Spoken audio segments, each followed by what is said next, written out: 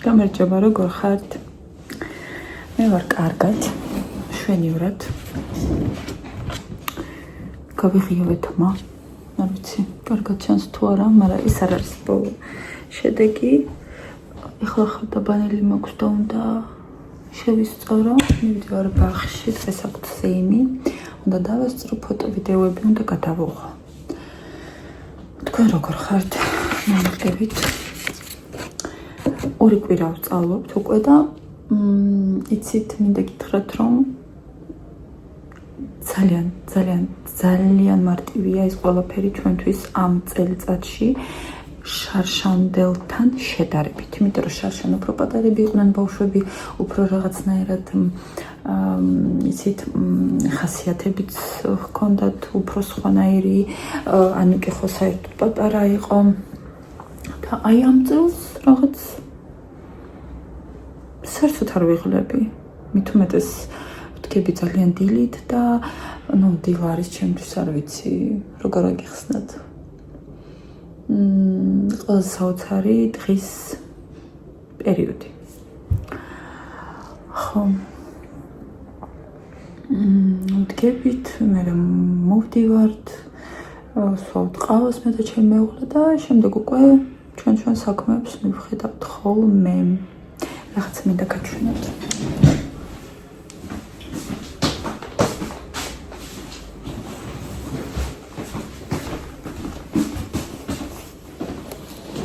ესეთი ჯადოსნური ჩანთა მაქვს და რა ჩამოვიდა.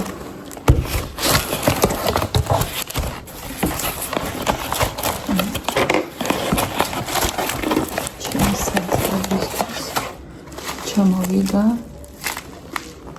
ღმერთო, ვერ გადმოგცემთ, როგორი საოცარი თათლის სურნელი აქვს.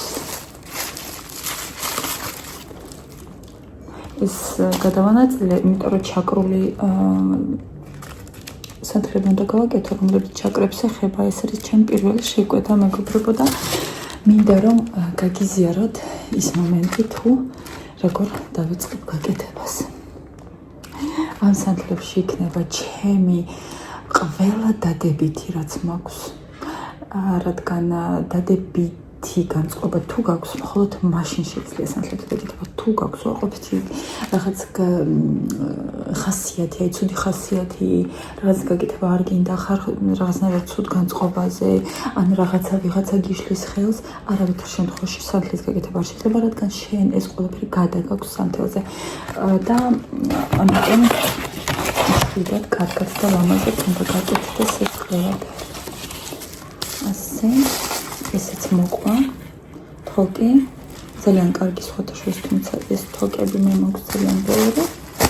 და აი მე ავიღე ჩემი პირველი შეკვეთა და აუცილებლად გავაკეთებ გვერდს TikTok-ში, სავარაუდოდ Instagram-ში უკვე გავაკეთებ და Facebook-ში.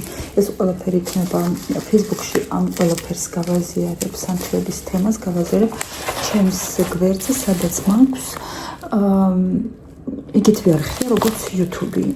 როგორ გითხრათ, იგივე თემატიკა არის და იქ უბრალოდ გავაზიარებ. Facebook-ს როგორც გაყიდვების ინსტრუმენტს სავარაუდოდ არ გამოვიყენებ.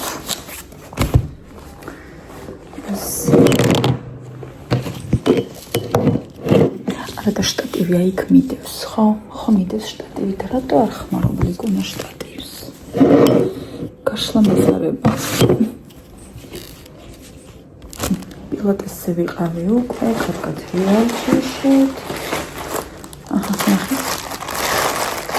ჩემი სანთლები დამაქვს თან. ეს ბალახები. ეს ბალახები. სანთლები.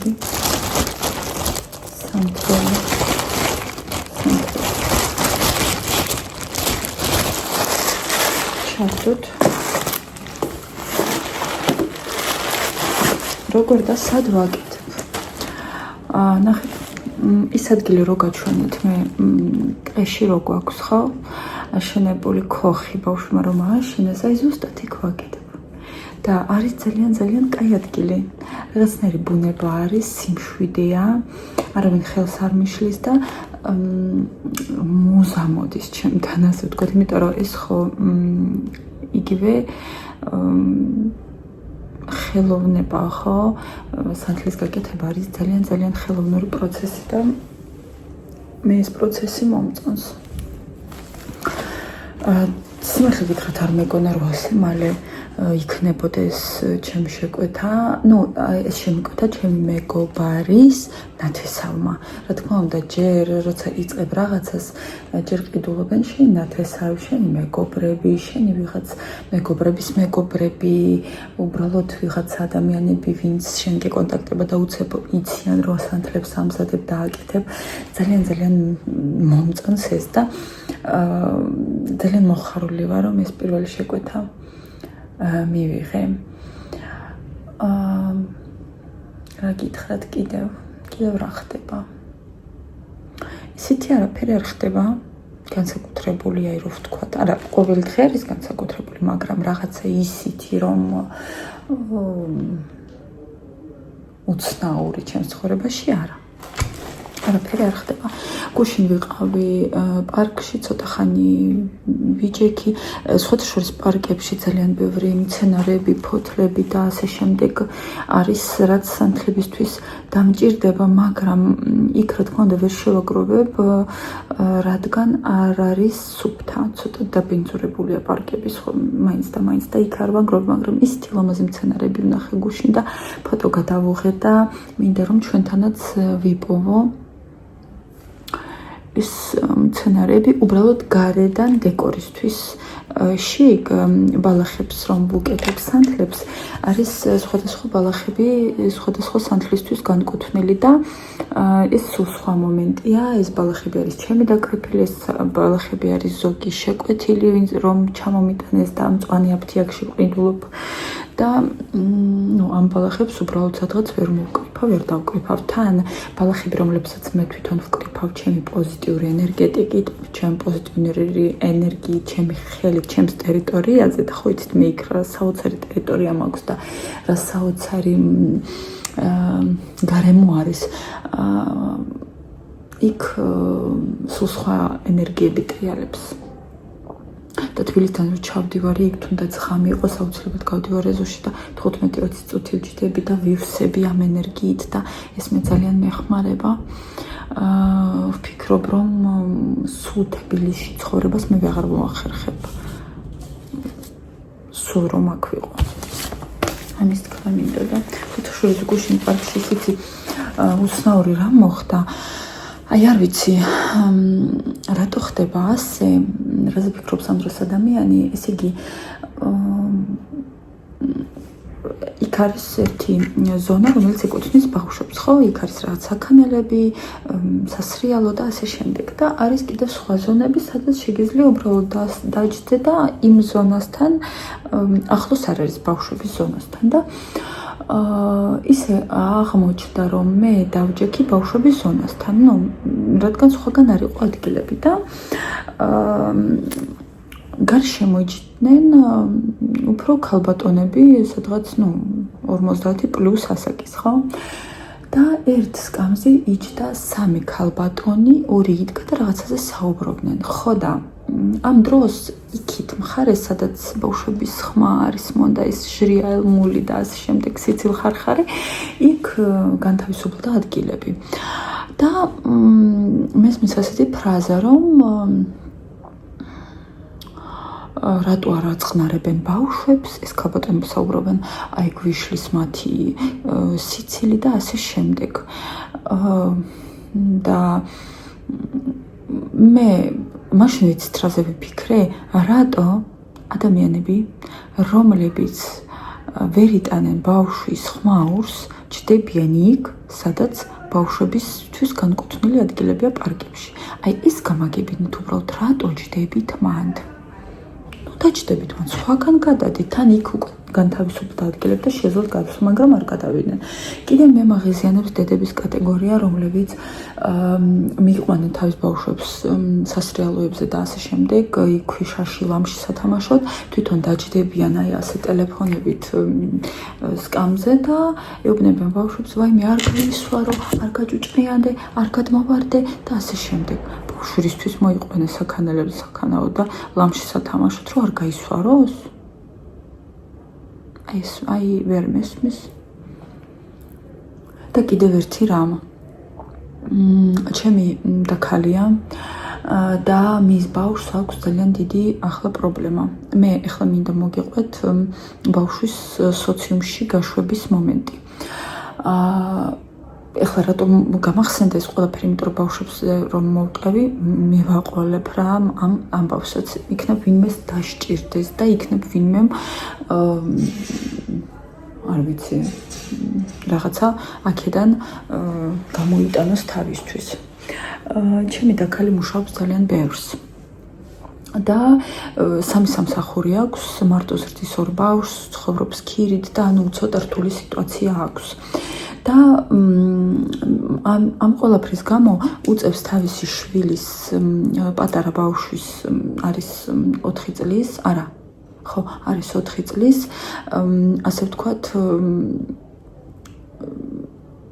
ძალიან ცოტა ხანი ატარებს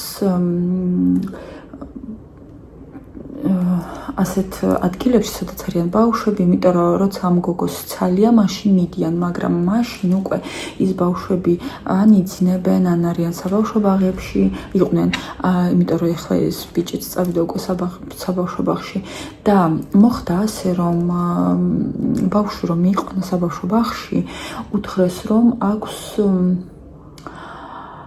რა ქვია მაგას, რუსულად ვიცი, მაგრამ ვიტყვი ასე, რომ ეშინია სოციუმის, ასე ვთქვათ, ვერ ეკონტაქტება ბავშვებს. და ეს არის ძალიან დიდი პრობლემა და მე ვერ ხვდები, რატო არ მიყავს ბავშვები დედებს საბავშვო ბაღებში. მე ძალიან ბევრი დედის გამსმენია, რომ აი ცუდი ბაღებია და აი ბავშვს გააბრაზებენ და ასე შემდეგ. კაი. მე სკოლაში რომ მიიყვან, იქაც გააბრაზებენ ბავშვს. ხო, ბავშვმა პირიქით უნდა იცოდეს სოციუმში მოქცევა, უნდა იცოდეს თავისი სიტყვის თქმა, უნდა იცოდეს, რომ თავი როგორ დაიცვას და ეს ყველაფერი სოციუმში ხდება. როცა შენი ბავშვი ეკონტაქტება სხვა ბავშვებს, მაშინ ხდება ბავშვის გაზრდა და ბავშვი მაშინ იგებს რაღაცეებს ამ კომუნიკაციიდან. და ძალიან დიდი პრობლემა გაუჩნდა ამ ბავშვს, აღმოაჩინეს, ფსიქოლოგთანაც იყო და აღმოჩნდა, რომ ძალიან ეშინია სხვა ბავშვების ბრაზდება, ყველაფერს უნგრევს, თუ ბავშვები რაღაცას აწყობენ ან თამაშობენ, სცემს კიდევაც და ეს ჩემი დაქალი არის შოკში და ეხლა თავის თავს ასე ვთქვათ იდანაშაულებს, მაგრამ ეს შეიძლება გამოსწორდეს, რადგან კომუნიკაციით. და არ ვიცი, ძალიან უცნაური არის ჩემთვის, როცა ბავშვი თავის ტოლ ბავშვებთან არ მიდის კონტაქტზე იმ მხრივ, რომ დედა იცავს ვითომ. დედა ვითომ იცავს ბავშვს სხვა ბავშვებისგან. ეს არის ძალიან დიდი სისულელე, იმიტომ რომ საზოგადოებაში ხო გაუშვებ მე ბავშვს, გაუშვებ ბავშვს რას ნიშნავს? ივლის ბაღში, ივლის სკოლაში, ხო? და ასე რომ ყველაფრისგან დაიცვა ბავშვი, აი ასე, ეს არის ეგოიზმი, ეს არ არის დაცვა, ეს არის ის, რომ შენ ბავშვს უნგრევ ცხოვრებას.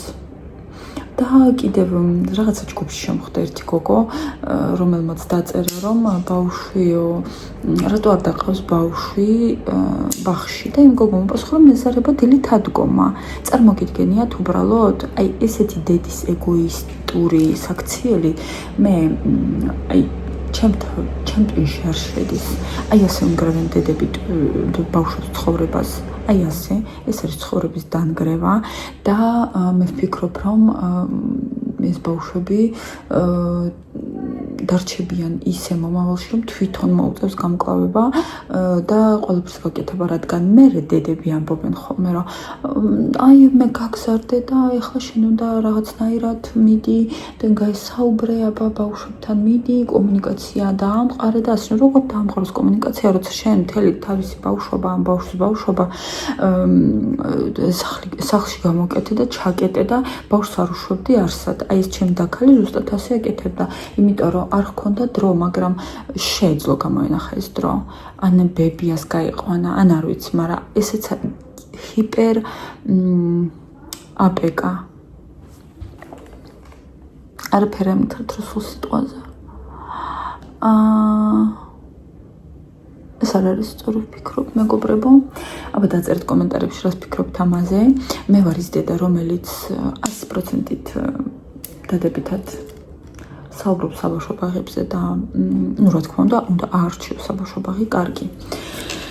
აი ასე, ეხლა უნდა გავიქცე რომელია საათი. და ძალიან გთხოვთ, როცა მე გავაზიარებ ჩემი სანთლების მაღაზიის გვერდს, გამოიწეროთ და გვერდში დამიდგეთ იმ ხრივ, რომ გამოწერეთ და უბრალოდ რაღაც ლაიქით, კომუნიკაციით, შეიძლება რაღაც კომენტარი დაწეროთ, ძალიან გამიხარდება. აი ეს უნდა მეთქვა. ძალიან ბევრი მოგაყარეთ სხვადასხვა თემა, მაგრამ უკვე დიდი ხანი არ მისაუბრია თქვენთან და რაღაცნაირად მინდოდა მელაპარაკა. შემდეგი ვიდეო იქნება ფაქტებზე ჩემზე, ალბათ რამოდენიმე ფაქტი ჩემზე.